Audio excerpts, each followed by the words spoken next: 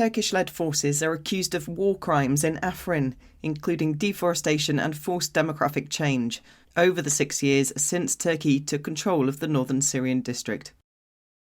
Iran's special forces fatally shot Anahita Amirpour, a 20-year-old woman, and left a second seriously injured when they opened fire on the student's car on the 19th of January. Turkish President Erdoğan has stressed the importance of preserving mother tongues, meeting with derision on Kurdish social media. And the Democratic Autonomous Administration of North and East Syria has marked its 10th anniversary amid ongoing struggles, the leading Syrian Kurdish political party has said. Learn more with Media News. Farhad Shami, the head of the Syrian Democratic Forces Media Centre, marked the 6th anniversary of the Turkish offensive against northern Syria's Afrin on Saturday with a social media post that described it as an attempt to break Afrin's olive branches. Shami wrote, 6 years on, and Turkish terrorism continues to obliterate all forms of history and life. Afrin, once known for its rich agricultural heritage and iconic olive groves, has been controlled by Turkish-backed Syrian armed groups since 2018. Until Turkey's ground offensive displaced nearly 300,000 Kurdish residents, the city had been a relatively peaceful area where civilians affected by the Syrian civil war had sought refuge. To this day, reports continue to pour in of serious human rights abuses committed by the Turkish armed forces and Syrian armed groups allied to them. Detailed reports also show that more than half of Afrin region's forest cover has been lost since the Turkish takeover.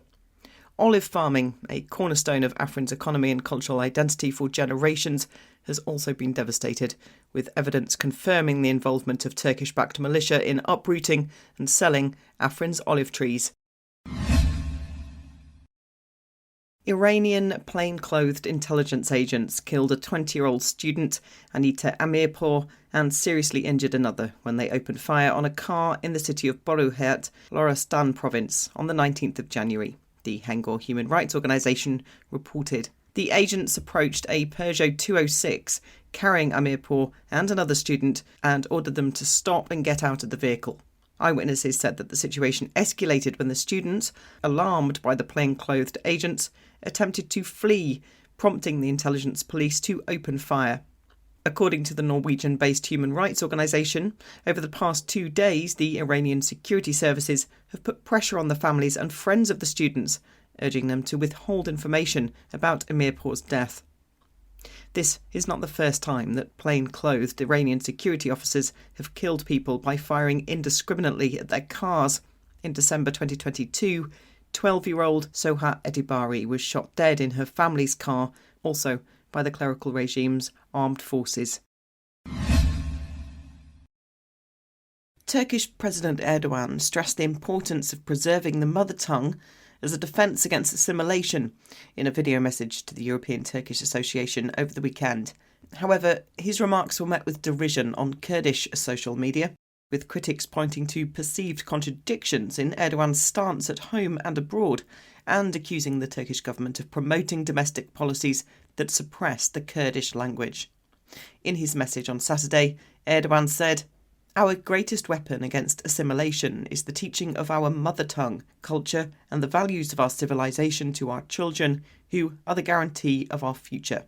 The comments sparked controversy in Turkey and within the wider Kurdish community over the weekend.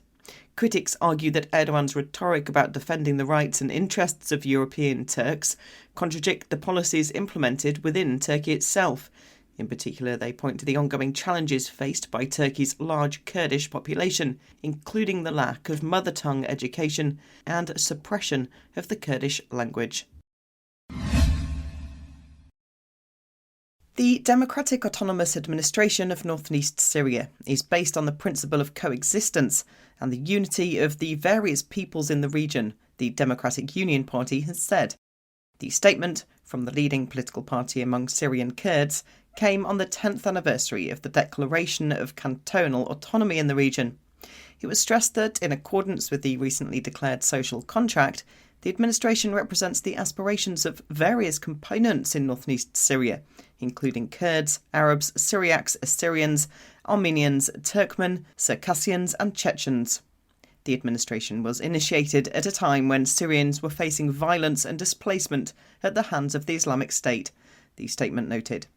The Jazira region, formerly the Jazira Canton, marked its 10th anniversary with a significant march. The largest of the three original regions governed by the administration declared its autonomy on the 21st of January 2014.